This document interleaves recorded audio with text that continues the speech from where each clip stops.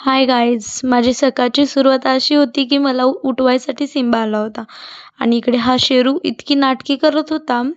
आले मी पटपट हातरून घडी घालून घेतले, माझे लोटून काढून घेतले. तर काय शेरू आमचा असला भारी सूर्यदेवताचं दर्शन, आणि हा त्याला बघत होता.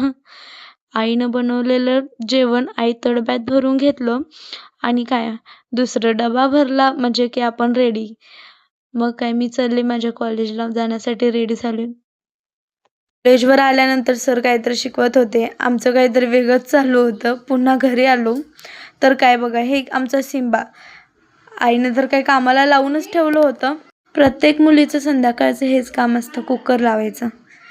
तेच मला आईनं सांगितलं होतं, मी तेच केलं आणि पटपट अभ्यासाला जाण्यासाठी बसत होते. तर मी काय बघितलं बघा, हे तुम्हीच पुढे. माझा शेरू इतकी नाटकी करून झोपला होता ना. चला अभ्यासाला तर आले. तुम्ही पण असंच लहानपणासारखं करता काय? नक्कीच कमेंटमध्ये सांगा हां.